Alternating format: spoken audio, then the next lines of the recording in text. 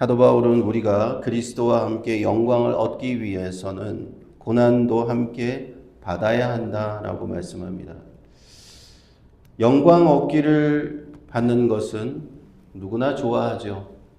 누구나 사람들에게 영광을 얻기를 좋아하고 높은 자리에 올라가는 것을 좋아하고 사람들에게 인정받기를 원하고 하나님 앞에 영광받는 것을 좋아할지 모르지만 고난 얻기를 즐거워하는 사람은 없습니다. 요즘에는 특히 더 고난의 자리가 귀한 자리가 되어서 사람들이 더 고생을 안 하려고 합니다. 고생을 안 하려고 하고 누구든지 옛날에는 귀한 자식일수록 고생시켜라 라는 말이 있었는데 요즘에는 귀한 자식은 어떻게든 고생시키지 마라. 이게 요즘 사람들의 그 주인가 아닌가 싶은. 누구나 고생스럽고 고난스럽고 그런 삶보다는 편안한 삶, 영광스러운 삶을 추구하는 것이 우리들의 어떤 본성이 아닐까 생각이 드는데 그러나 사도 바울은 18절에 자신이 스스로 모범을 보였듯이 수많은 고난을 감내하면서 사도의 이방의 사도를 직분을 감당했듯이 사도 바울은 이렇게 얘기하는 겁니다. 생각건대 현재의 고난은 장차 우리에게 나타날 영광과 좋게 비교할 수 없다라고 얘기합니다. 믿음의 선진들은요, 이처럼 고난에 대한 신앙이 있었어요. 고난을 바라보는 신앙이 있었다는 겁니다.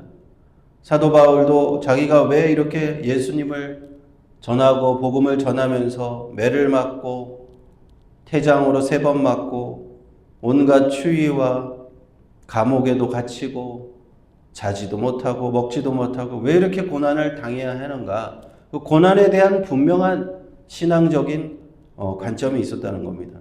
고난은 내가 피해야 될 어떤 것이 아니라 감당해야 될 어떤 것이었다. 하나님께서 나를 고난에 당하시게 하시는 이유가 분명히 있다라는 것을 사도 바울은 알고 있었다는 거예요. 그래서 고난이 왔을 때도 그것을 담담하게 고난을 받아들일 수 있었다는 겁니다. 그 고난도 함께 받아야 내가 예수 그리스도의 영광에 이른다는 것을 사도 바울은 알고 있었다. 현대의 기독교인들이 잘 깨닫지 못하는 겁니다.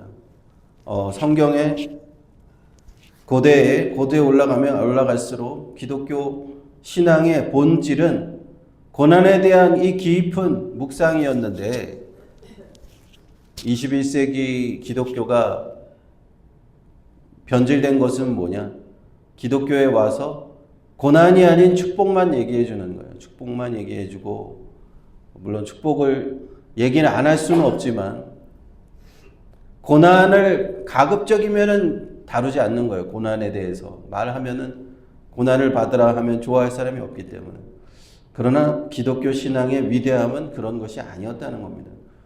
우리 믿는 사람들로 하여금 안락한 자리, 거기에서 안주하게 버려두는 것이 하나님의 뜻이 아니었다.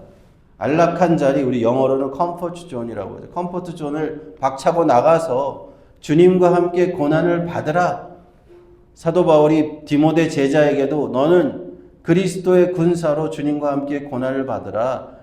무릇 경건하게 그리스도 안에서 경건하게 살려고 하는 자는 고난이 반드시 있다라고 얘기를 하시는 거예요.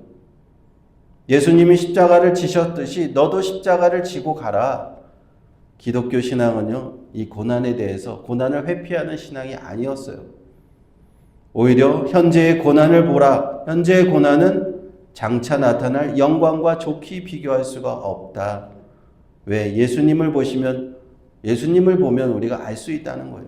십자가에서 비참하게 죽으신 줄 알았던 그 예수님이 무덤에 묻혀서 사흘 동안 죽어 계셔서 이제는 끝인 줄 알았던 그 예수님이 다시 살아나셨을 때 그 제자들은 그것을 깨달았다는 거예요. 예수님께서 당하신 고난이 그것이 다 전부가 아니었고 끝이 아니었고 우리가 예수님을 믿고 따르면 설령 그 끝이 고난일지라도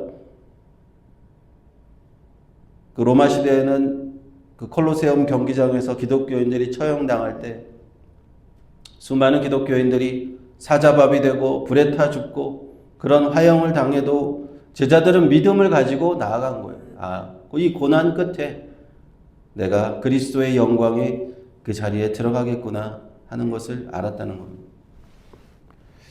19절에 피조물에 고대하는 바는 하나님의 아들들에 나타나는 것이니 피조물이 허무한데 굴복하는 것은 자기 뜻이 아니요 오직 굴복해 하시는 이로 말미암아 아모멘이라 이렇게 말씀합니다.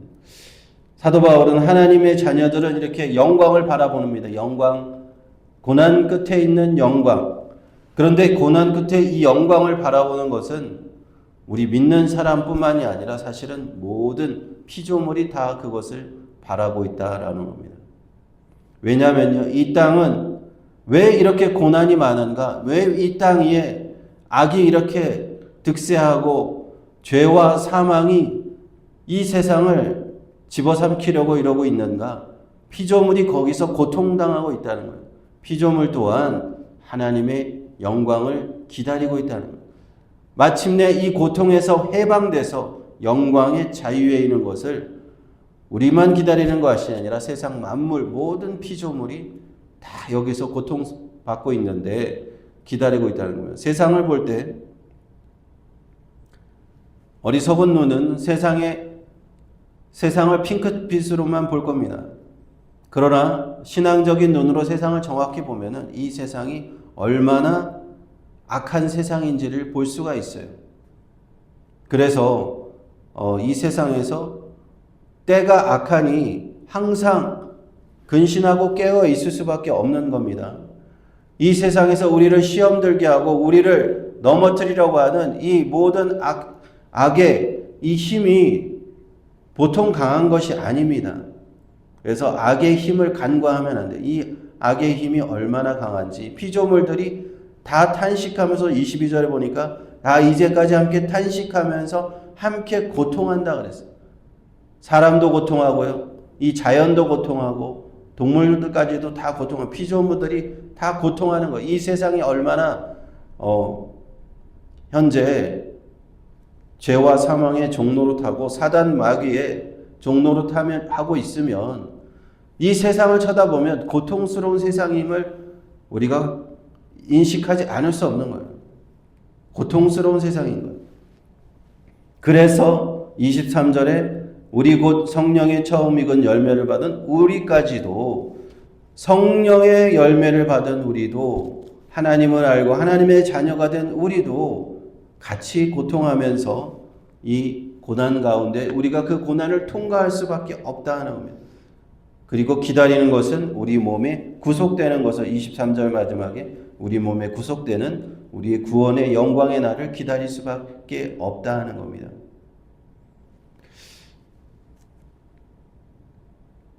구원의 날, 그 완성의 날을 기다리는 인내와 믿음으로 살아가는 것이 우리 그리스도인의 삶입니다. 고난을 당할 때, 그래서 우리가 고난을 당할 때 이상하게 생각할 필요가 없는 거예요. 나만 고난을 당하는 것이 아닙니다. 모든 사람들이 다 고난을 당하고 있어요. 모든 사람들, 모든 피조물들이 다 고난을 당하고 있어요. 그래서 어떤 분이 그런 얘기를 해요. 자기가 어려움을 겪었습니다. 사랑하는 자녀를 사고로 잃은 그런 어머니가 있었다고요. 어머니가 있었는데 어느 날 목사님을 찾아와서 내가 너무 고통스럽고 이 세상 사는 것이 너무 힘들다 라고 했을 때 그런 얘기를 해드린 거예요. 주위를 한번 보십시오. 고통을 받지 않는 사람은 아무도 없습니다. 한번 주위에 누구를 잡고 얘기를 한번 해보십시오. 저 사람도 그 사람만의 고통이 있고 저 사람도 저 사람 나름의 고난이 있고 저 사람도 저 사람 나름의 고난이 한 사람 한 사람 얘기해보면 고난이 없는 사람은 단 한 사람도 없는 거예요. 모든 피조물이 고난을 받고 있다. 이게 우리가 인내를 하고 이 고난의 때를 지나가야 되는 이유입니다. 우리가 소망을 받아야 될 이유입니다. 24절에 우리가 소망으로 구원을 얻었다는 보이는 소망이 소망이 아니니 보는 것을 누가 바라리요. 지금 아직까지 이루어져 보이지 않는 것이기 때문에 우리의 소망은 하나님 나라, 우리 구원의 소망이기 때문에 25절에 참음으로 기다리는 거예요. 인내로 기다리는 겁니다. 그래서 인내가 여기에서 필요한 거예요. 고난과 고난 옆에는 꼭 인내가 따라오는 겁니다. 하나님께서 환난은 인내는 연단은 소망을 이룬다고 했잖아요. 우리가 고난 가운데 환난 가운데 있을 때 참음이 필요한 거예요. 인내가 필요하다는 거예요. 인내가 필요하다 보면 하나님의 때가 되면 그 인내 잘하였구나. 연단이라는 합격증을 주시고 우리가 참 소망에 이르게 된다는 겁니다. 하나님이 그래서 우리에게 성경 말씀에 보면 늘 상급을 이렇게 말씀하시잖아요. 잘하였도다 착하고 충성된 종아 이렇게 말씀하시잖아요. 무엇을 잘하였던 것일까요? 하나님이 우리한테 상급 줄 이유가 하나도 없는데 우리 같은 죄인들에게 하나님이 상급을 주실 이유가 없는데 바로 우리의 오래 참음 때문에는 인내 때문에 하나님이 이렇게 얘기하시는 거예요. 너희가 고난 가운데 그렇게 참 인내하였구나. 너희가 소망을 바라보면서 신앙으로 기다렸구나. 그래서 하나님께서 잘하였도다 착하고 충성된 종아 상급을 주실 거라는 거예요.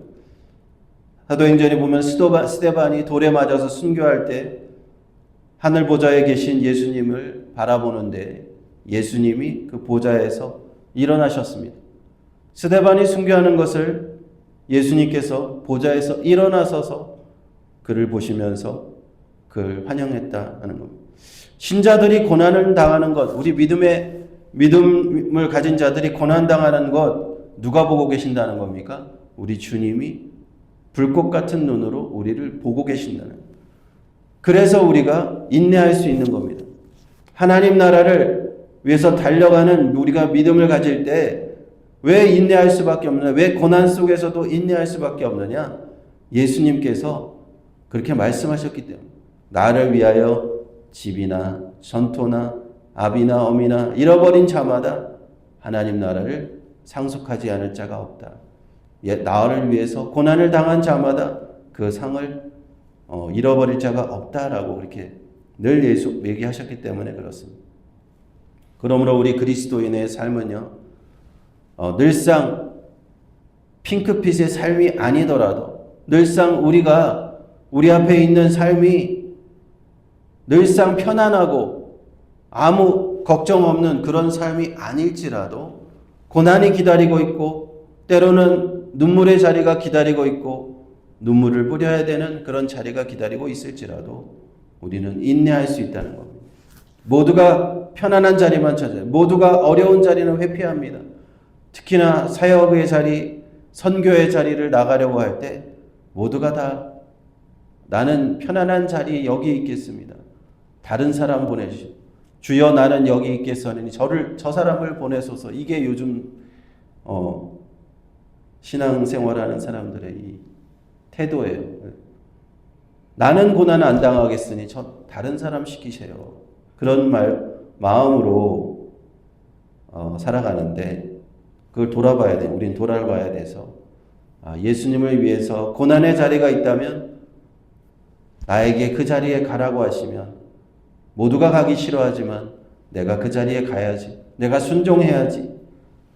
그런 마음으로 우리가 나아가야 될 줄 믿습니다. 하나님께서는 그런 사람 한 사람을 찾고 계세요. 모두가 불순종하기 때문에 내 말에 누가 나의 명을 듣고 하나님께서 누가 나의 음성 듣고 가겠느냐 하나님께서 우리에게 말씀하십니다. 그리스도와 함께 고난을 받을 자가 누구냐? 그리고 그 뒤에는 순종의 영광, 순종에 따른 영광을 약속하시는 우리 주님이 계십니다. 이러한 마음으로 우리가 2026년도 나아갈 때 하나님의 자리가, 하나님 부르시는 자리가 혹시 편안한 자리가 아닌 고난의 자리를 할지라도 우리 그 자리 믿음으로 순종하겠습니다 하고 나아가는 모두가 되시기를 주님의 이름으로 축복합니다.